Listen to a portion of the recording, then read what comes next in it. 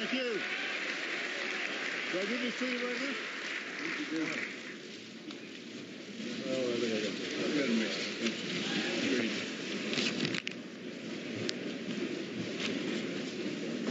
it. Members of Congress, I have the high privilege and distinct honor of presenting to you the President of the United States. Thank you. Thank you. Thank you. You all right, son? Thank you. Thank you very much. Thank you so much. Thank you. Thank you very much. Thank you.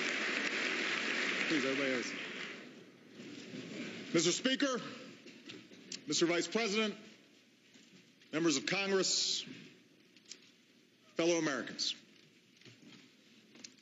51 years ago, John F. Kennedy declared to this chamber that the Constitution makes us not rivals for power, but partners for progress.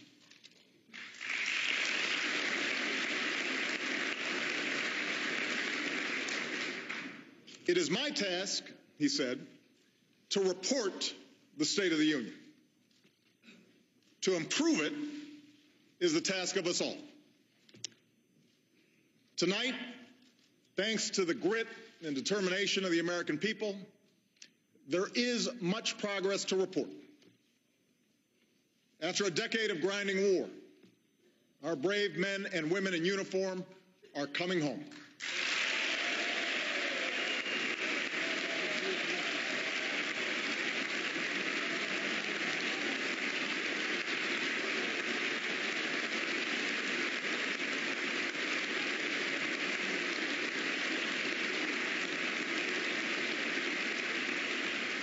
After years of grueling recession, our businesses have created over 6 million new jobs.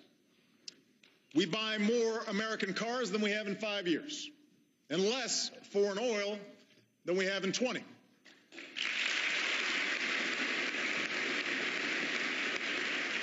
Our housing market is healing, our stock market is rebounding, and consumers, patients, and homeowners enjoy stronger protections than ever before.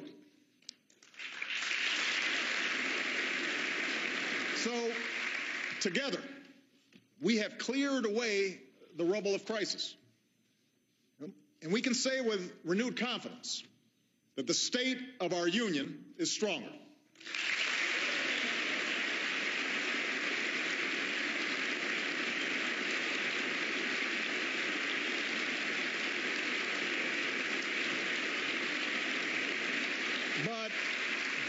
But we gather here knowing that there are millions of Americans whose hard work and dedication have not yet been rewarded. Our economy is adding jobs, but too many people still can't find full-time employment. Corporate profits have skyrocketed to all-time highs, but for more than a decade, wages and incomes have barely budged.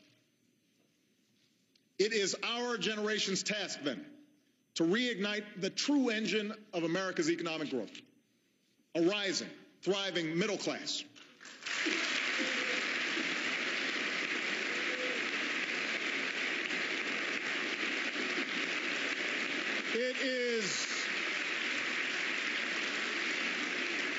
It is our unfinished task to restore the basic bargain that built this country.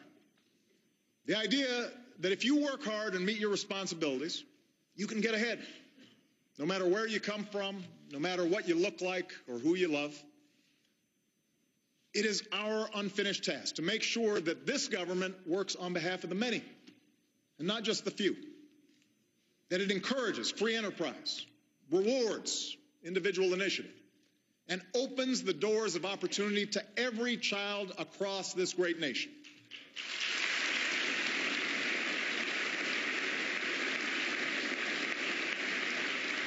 The American people don't expect government to solve every problem. They don't expect those of us in this chamber to agree on every issue. But they do expect us to put the nation's interests before party.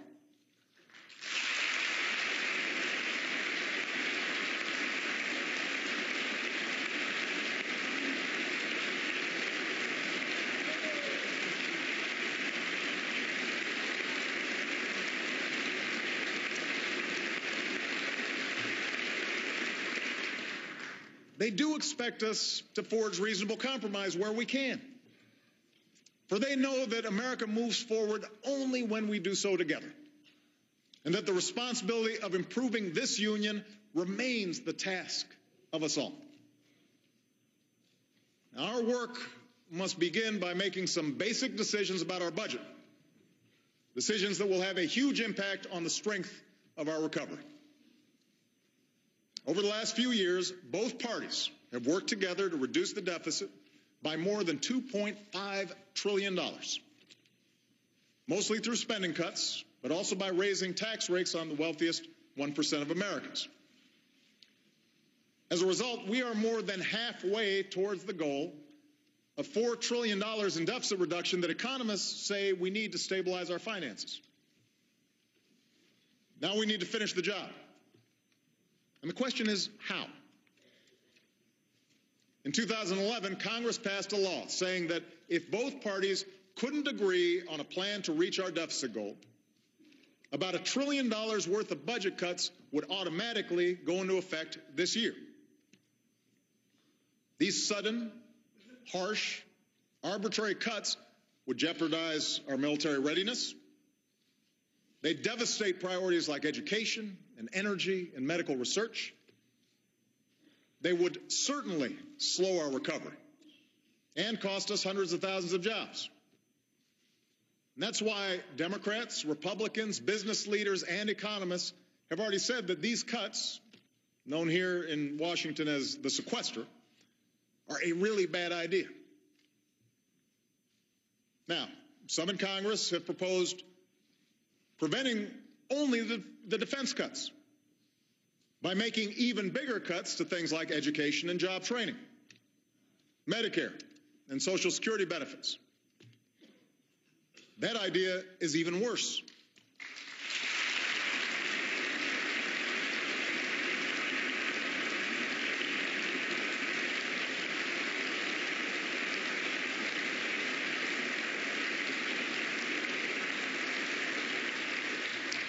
Yes, the biggest driver of our long-term debt is the rising cost of health care for an aging population.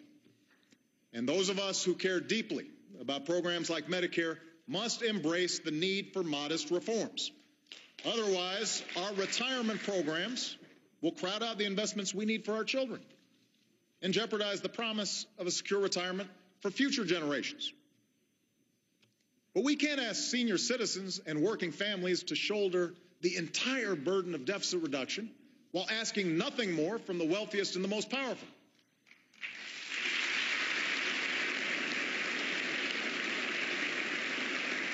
We won't grow the middle class simply by shifting the cost of health care or college onto families that are already struggling, or by forcing communities to lay off more teachers and more cops and more firefighters.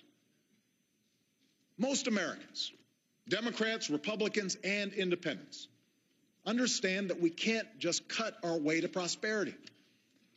They know that broad-based economic growth requires a balanced approach to deficit reduction, with spending cuts and revenue, and with everybody doing their fair share.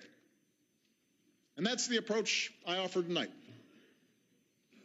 On Medicare, I'm prepared to enact reforms that will achieve the same amount of health care savings by the beginning of the next decade as the reforms proposed by the bipartisan Simpson-Bowles Commission.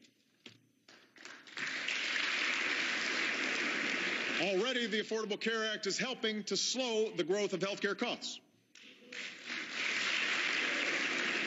And the reforms I'm proposing go even further. We'll reduce taxpayer subsidies to prescription drug companies and ask more from the wealthiest seniors. We'll bring down costs by changing the way our government pays for Medicare, because our medical bills shouldn't be based on the number of tests ordered or days spent in the hospital. They should be based on the quality of care that our seniors receive.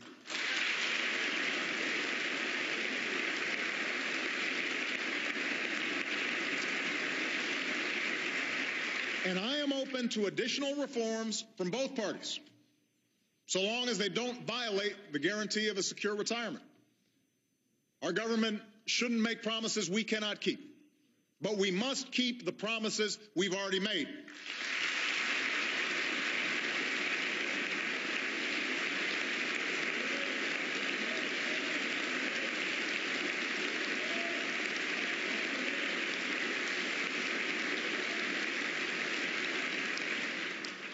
To hit the rest of our deficit reduction target, we should do what leaders in both parties have already suggested and save hundreds of billions of dollars by getting rid of tax loopholes and deductions for the well-off and the well-connected.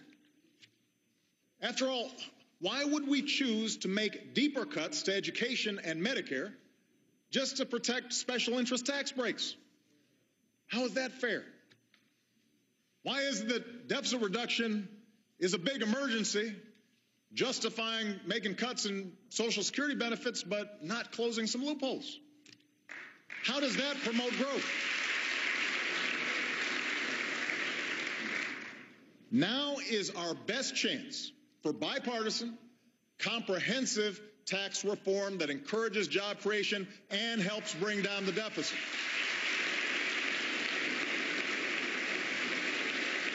We can get this done.